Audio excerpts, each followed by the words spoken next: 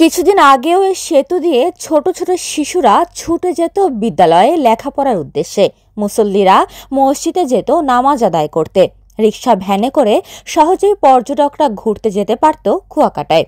কুয়াকাটার আজিমপুর তাহেরপুর গ্রামের লক্ষ্মীর খালের উপর নির্মিত এই সেতুটি ছিল 10 গ্রামের মানুষের যাতায়াতের একমাত্র ভরসা।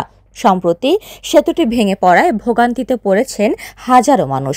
খাল পারাপারে এখন তাদের একমাত্র অবলম্বন ছোট্ট একটি ডিঙি নৌকা। মাদ্রাসা যাওয়া আসা করি, আমাদের ছাত্র ভাইরা এই ব্রিজ থেকে যাওয়া আসা করতে, এই ব্রিজটা ভেঙে যাওয়ার কারণে আমরা নৌকা যাওয়া আসা করি। আমি এই ব্রিজ থেকে প্রতিদিন পার হইতাম, তারপরে এই ব্রিজটা ভাঙা দেখে আমার খুব কষ্ট লাগছে। আমাকে একটা ব্রিজ করে দেন। জানা গেছে 2004 সালে এই সেতুটি নির্মাণ করে এলজিইডি। প্রায় 5 বছর আগেই চলাচলের অনুপযোগী হলেও সেতুটি নির্মাণে কোনো উদ্যোগ নেয়নি কর্তৃপক্ষ। সাধারণ মানুষের দুর্ভোগ লাঘবে দ্রুত সময়ের মধ্যে সেতুটি নির্মাণের দাবি জানিয়েছেন এলাকাবাসী। আমি ভ্যান চালাই, এই ব্রিজটা ভেঙে যাওয়ার কারণে এনে যাতায়াতের খুব সমস্যা হয়েছে।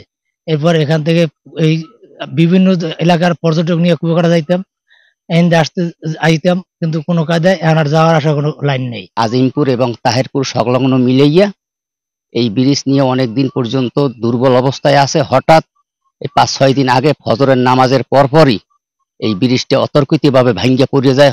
এই ব্রিজ দিয়ে হাজার হাজার মানুষ দৈনিক আসা যাওয়া করে, ছাত্র ছাত্রী আজিমপুর থেকে তাহেরপুর যায়, তাহেরপুর থেকে আজিমপুর আসে। তাহেরপুর, সাজেপাড়া, টঙ্কুপাড়া, গঙ্গামতি, ওই এই অনন্তপাড়া, এই দুলাসার, এখানে এই সমস্ত মানুষগুলো এই মাঝের এই রাস্তাটা আপ ডাউন করে। এই শত শত হাজার হাজার মানুষ গাড়ি ঘোড়া লিগে আপ ডাউন করে। কিন্তু স্কুল একটা, প্রাইমারি, ওই হাই স্কুল একটা, এই হাই স্কুল প্রাইমারি একটা, এই কলেজ একটা, এই এভাবে সংলাপ, এই মসজিদ একটা, মুসলিরা আওয়া যাওয়া, এই নামাজ কালাম পড়া, এই বরোধ থেকে আমরা ব্যর্থ হয়ে গেছি এই ব্রিজ প্রাঙ্গণে।